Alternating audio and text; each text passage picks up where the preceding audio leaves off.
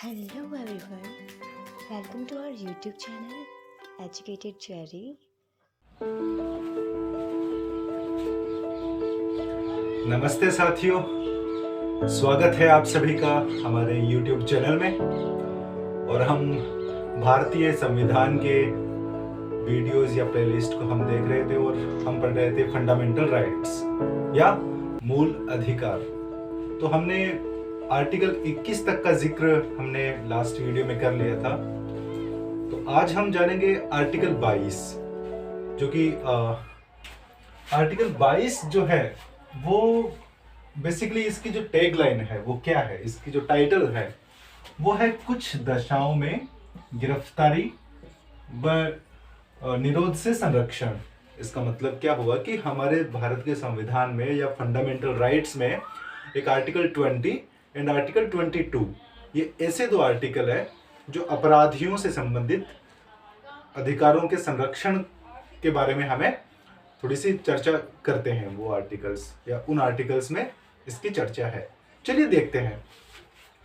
सबसे पहले ध्यान रखना है कि इस आर्टिकल में थोड़ा सा इम्पोर्टेंट बन जाता है, क्योंकि ये कई बार मुद्दा चलता है। इसकी वजह से बहुत सारे केसेस सुप्रीम कोर्ट में गए हैं और उन केसेस की वजह से हमें बहुत सारे और अधिकार मिले हैं। देखिए, सबसे पहले अगर हम इसमें बात करें तो क्लोज 1 लेते हैं, आर्टिकल 22 की क्लोज 1। देखिए, क्लोज 1 बेसिकली क्या कहती है, ठीक है। इसको ध्यान से समझेंगे तो मैं इसको शॉर्ट में लिखने की मैं कोशिश करता हूँ।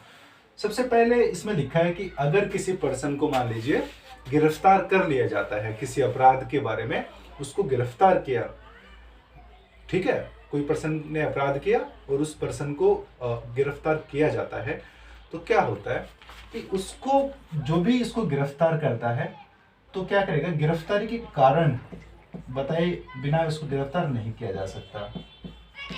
गिरफ्तारी के कारण यानी कि सबसे पहले क्या किया जाएगा कि उसको गिरफ्तारी के कारण बताने पड़ेंगे। उसका अधिकार है, फंडामेंटल राइट है कि वो अपनी गिरफ्तारी के कारण पता कर सकता है, ठीक है। दूसरी बात इसमें क्या लिखी है, क्लोज 1 में ही ये जो है ना उसमें लिखी गई है, 3 बातें उसमें लिखी गई है बेसिकली।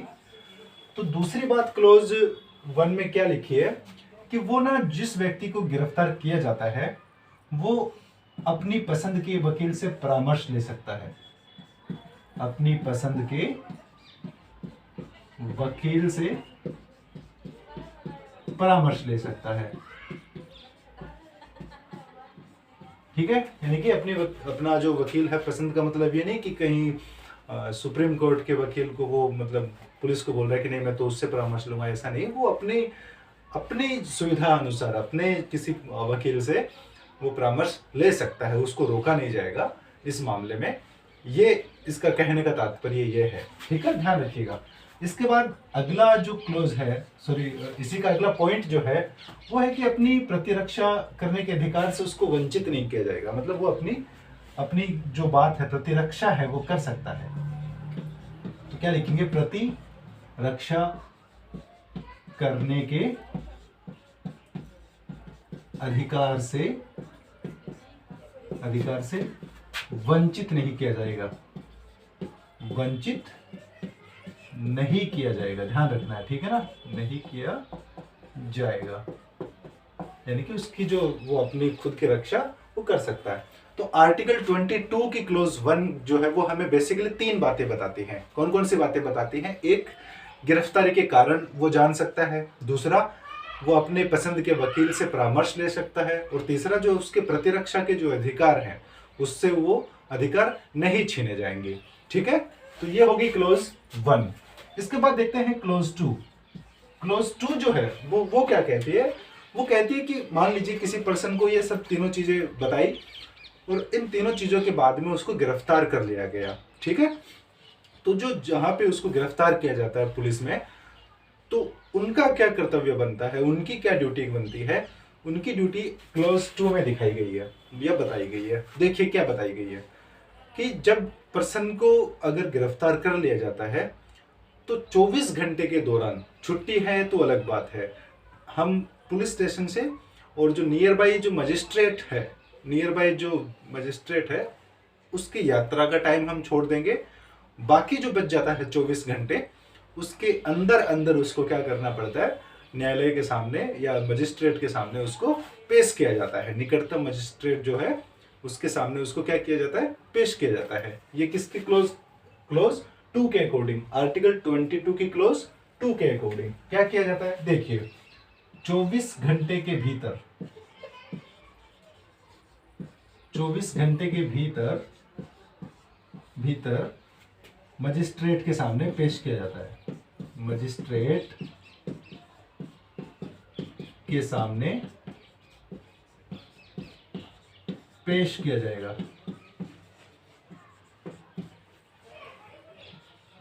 ठीक है, ये किसकी जिम्मेदारी है, ये जो पर्सन जिसको पुलिस ने अगर गिरफ्तार किया है तो उनकी जिम्मेदारी है कि 24 घंटे के भीतर यानी कि यात्रा का समय हम काउंट नहीं करेंगे, और अगर छुट्टी रहती है मजिस्ट्रेट ऑफिस की तो वो टाइम हम काउंट नहीं करेंगे। बाकी जो टाइम है 24 घंटे के अंदर अंदर उसको क्या करेंगे, उसको मजिस्ट्रेट के सामने पेश किया जाना जरूरी है। ये कंपलसरी है, ये फंडामेंटल राइट भी है, ध्यान रखना है। इसके बाद क्लोज 3 जो है वो क्या कहती है, देखिए क्लोज 3 कहती है कि ये जो क्लोज 1 और क्लोज 2 है, ध्यान देना है, ठीक है। क्लोज 1 और क्लोज 2 की बात, जो भी इसमें दोनों बातें लिखी हैं, वो बात ऐसे व्यक्तियों पर लागू नहीं होगी। देखिए किन व्यक्तियों पर ये लागू नहीं होती, जानते हैं। तो इसमें मैं थोड़ा सा लिख देता हूं कि क्लोज या धारा, इसको क्लोज ही लिखेंगे, ठीक है ना, CLAUSE, क्लोज 1 एंड 2 की बात, की कोई भी बात है ना, कि कोई भी बात, क्लोज 1 एंड 2 की कोई भी बात ऐसे व्यक्तियों पर लागू नहीं होगी, ऐसे व्यक्तियों पर लागू नहीं होगी। देखिए किन पे लागू नहीं होगी, जानते हैं। तो इसमें बेसिकली 2 सब क्लोजेज हैं। कितने सब क्लोज हैं, 2 सब क्लोज। कौन कौन सी है देखते हैं। तो पहली जो सब क्लोज है ए, उसमें क्या दिया है कि उसमें कौन सा व्यक्ति शामिल आ जाएगा। तो एक तो हो जाएगा विदेशी, ठीक है ना, विदेशी व्यक्तियों के लिए ये बातें लागू नहीं होती, थोड़ी सी है ना। इसके बाद में क्लोज बी, सब क्लोज बी जो है वो क्या कहती है, वो कहती है कि अगर किसी पर्सन को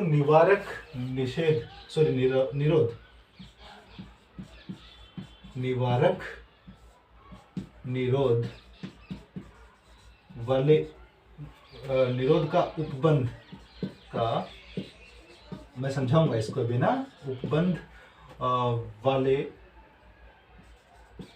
उपबंध करने वाले किसी कानून के अधीन, किसी कानून के अधीन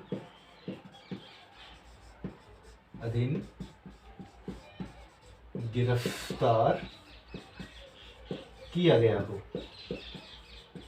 देखिए समझते हैं क्या लिखा है इसमें। देखिए क्लोज 1 तो हमें समझ में आ गई होगी। क्लोज 3 की सब क्लोज ए वो क्या कहती है कि किसी विदेशी जो व्यक्ति है उस पे ये क्लोज 1 एंड क्लोज 2 लागू नहीं होगी। दूसरी बात किस पे लागू नहीं होगी कि निवारक निरोध के का उपबंध करने वाले किसी कानून, है ना, किसी कानून के अधीन, अगर संसद ने एक कानून बना रखा है जिसमें निवारक निरोध का जिक्र है और उस कानून के अधीन अगर किसी व्यक्ति को गिरफ्तार किया जाता है तो ये बातें उस पर लागू नहीं होंगी। और इसमें क्या होता है कि इस कानून में अगर उसको गिरफ्तार किया जाता है तो उसको मैक्सिमम, ध्यान रखना है, मैक्सिमम 3 मंथ तक ही जेल में रखा जा सकता है। जेल हो सकती है, नजरबंद हो सकती है, तो 3 महीने तक ही मैक्सिमम कितना रखा जा सकता है इस कानून के अधीन, कितना रखा जा सकता है उसको, केवल 3 महीने तक ही उसको जेल में रखा जा सकता है। ठीक है, अब चलिए देखते हैं आगे क्लोज 4। ध्यान से देखना, कुछ नहीं है ज्यादा इसमें। क्लोज 1 क्या कहती है, गिरफ्तारी के कारण बताएंगे। दूसरी बात, अपनी पसंद के वकील को हम चुन सकते हैं। तीसरी, प्रतिरक्षा करने का अधिकार को वंचित नहीं किया जाएगा। इसके बाद क्लोज 3 जो है वो क्या कहती है, क्लोज 2 कहती है 24 घंटे के भीतर मजिस्ट्रेट के सामने लेके जाना पड़ेगा। क्लोज 3 कहती है कि क्लोज 1 और 2 के बाद कैसे व्यक्तियों पर लागू नहीं होती, तो एक तो हो जाएगा विदेशी व्यक्ति और दूसरा अगर किसी कानून के अधीन अगर उसको अरेस्ट किया गया है, निवारक निरोध का जो कानून है उसके अधीन किसी व्यक्ति को गिरफ्तार किया है, तो ये क्लॉज 1 और 2 उस पर लागू नहीं होगी। ठीक है, ये बातें इसमें लिखी गई हैं। अभी देखते हैं, आगे जानते हैं क्लॉज 4 क्या कहती है।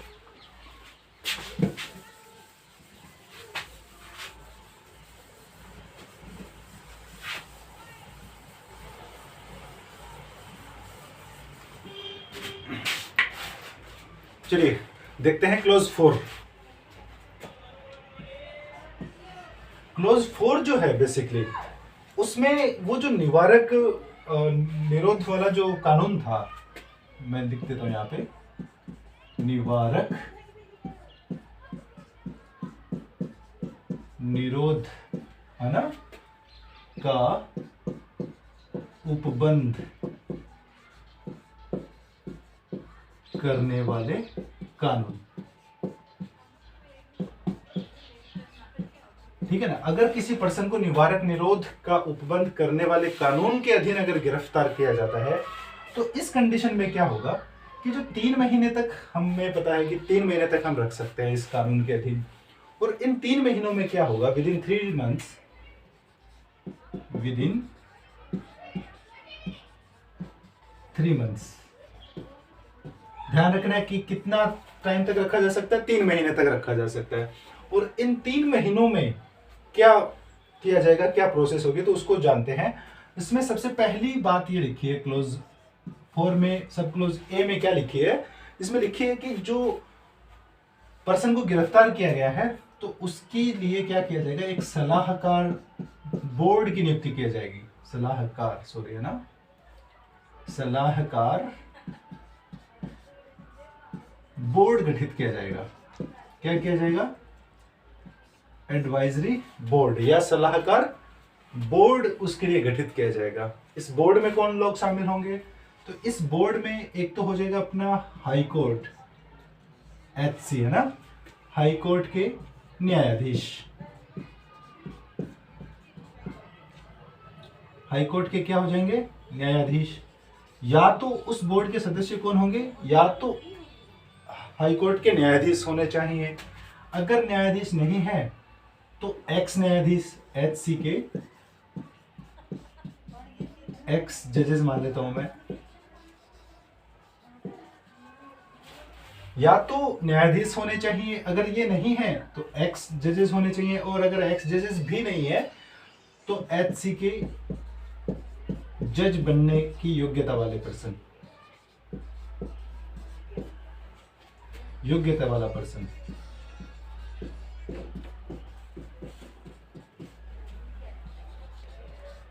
ये उसमें मोटा मोटा क्या लिखा है कि HC की जो है सलाहकार बोर्ड जो गठित किया जाएगा, ये बोर्ड ही डिसाइड करेगा कि इसकी सजा को बढ़ाना है कि इसकी सजा को कम करना है, ध्यान रखना है। ठीक है, और इसमें जो संसद जो है वो क्या करेगी कि